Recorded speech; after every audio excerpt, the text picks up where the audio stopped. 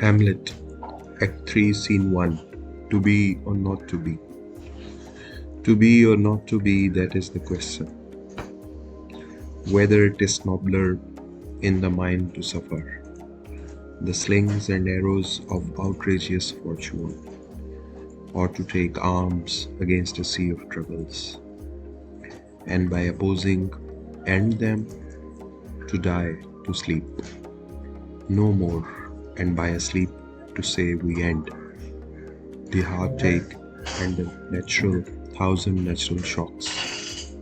That flesh is heir to its consummation, devoutly to be wished, to die, to sleep, perchance to dream. Aye, there is the rub. When we have shuffled off this mortal coil, must give us pause, there is the respect that makes calamity of so long life.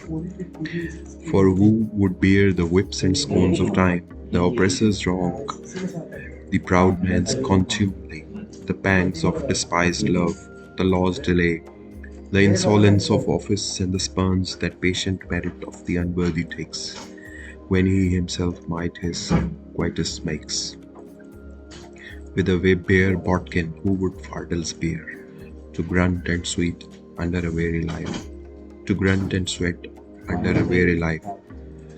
And thus the native hue of resolution is sick-eyed, or with the pale cast of thought, and enterprises of great pith and moment. With this regard their grunt turns awry, and lose the name of action. Soft you now, the fair Ophelia, nymph in thy horizons, be all my sins remembered. ये जो मैंने अभी आपको paragraph सुनाया है, ये Shakespeare का drama है हैमलेट। इसमें ये है कि हैमलेट जो है इस वक्त एक बहुत पेन से गुजर रहे हैं। उनके जो फादर हैं किंग हैमलेट, वो अभी उनका इंतकाल हुआ है, और जबकि उनकी मदर हैं क्वीन गर्ट्रड, उन्होंने उनके अंकल क्लॉडियस से शादी कर ली है, जो कि इस वक्त थ्रोन के मालिक बन गए हैं। हैमलेट इस बात से बड़े डेवस्टेट हुए हैं, और वो ये समझते हैं उनके साथ एक बिट्रेयल हुआ है, और उनके ख्वाबों में उनके फादर का गोस्ट आता है, जो ये क्लेम करता है कि क्लॉडियस, जिनसे हैमलेट की वालदा ने शादी की है, उसने उनका मर्डर किया है।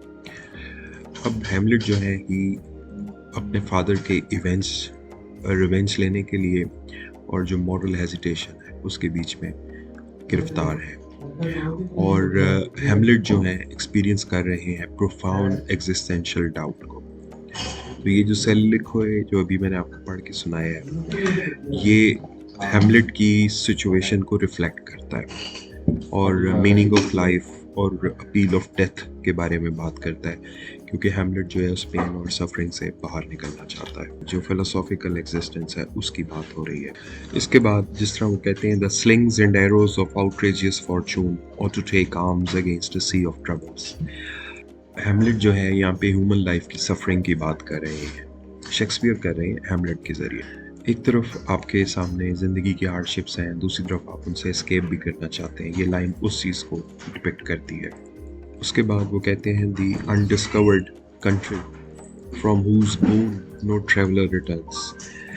क्योंकि एग्जिस्टेंशलिज्म अक्सर ये क्वेश्चन करती है कि इंट्रोस्पेक्शन करने से और ओवर थिंकिंग करने से आप इनएक्शन करने पे मजबूर हो जाते हैं, यानी कि आप कुछ भी नहीं कर पाते, पैरालाइज हो जाते हैं।